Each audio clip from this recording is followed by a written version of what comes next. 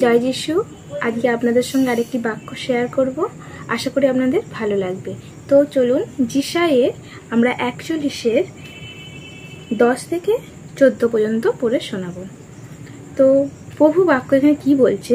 বলছে একমাত্র প্রভুই আমাদের রক্ষা করতে পারেন। আমাদের কে রক্ষা করতে পারেন? সমস্ত বিষয়, সমস্ত সমস্যা থেকে, সমস্ত চিন্তা ভাবনা থেকে কে রক্ষা করতে পারেন? একমাত্র প্রভু, একমাত্র আমাদের ঈশ্বর রক্ষা করতে পারে।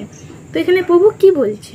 আমি বলছি না, এখানে প্রভু বলছে চিন্তিত হও না, আমি তোমার সঙ্গে আছি।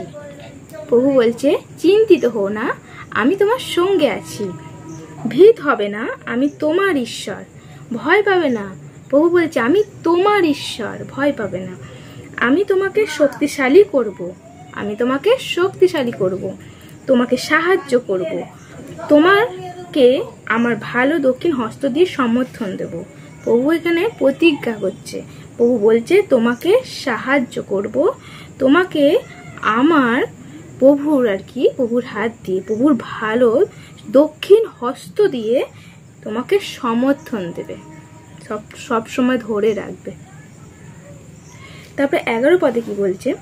দেখো কিছু লোক তোমার উপর ক্রুদ্ধ, কিছু লোক তোমার উপর ক্রুদ্ধ, কিন্তু তারা লজ্জিত হবে। তোমাকে চিন্তা করতে হবে না, তারা একদিন লজ্জিত হবে। ঠিক আছে? যারা তোমার সঙ্গে তর্ক করে তারা হেরে যাবে এবং অদৃশ্য হবে। যারা আজ তোমার সঙ্গে তর্ক করছে তারা একদিন হেরে যাবে এবং লজ্জিত হবে, যদি তুমি সঠিক থাকো। যারা তোমার বিরুদ্ধাচরণ করে তাদের তুমি খুঁজবে কিন্তু দেখতে পাবে না। তুমি তাদের খুঁজবে, যারা তোমার আজকে বিরুদ্ধাচরণ করছে, তোমার বিরুদ্ধে বিপক্ষে কথা বলছে, তাদের একদিন দেখতে পাওয়া যাবে না। যেসব লোক তোমার বিরুদ্ধে যুদ্ধ করেছিল তারা সকলেই পুরোপুরিভাবে অদৃশ্য হয়ে যাবে, পুরোপুরিভাবে অদৃশ্য হয়ে যাবে, মানে তোমার কাছ থেকে পুরো সরে যাবে।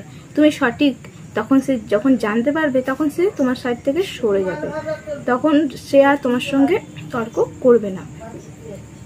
তো 13 বলছে আমি প্রভু তোমার ঈশ্বর, তোমার ডান হাত ধরে আমি আছি।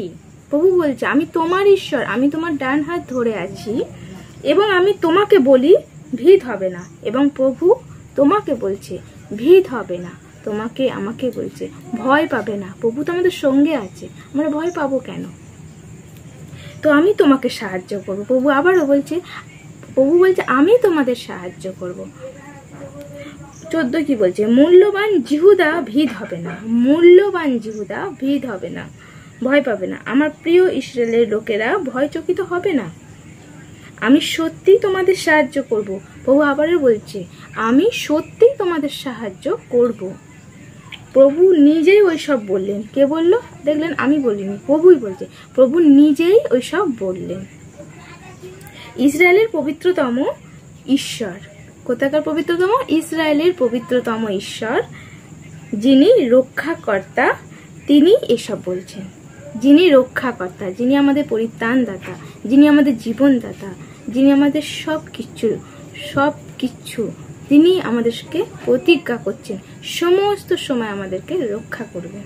এই তো রক্ষাকর্তা তিনি, তাই না? তাহলে আমরা ভয় পাবো কেন?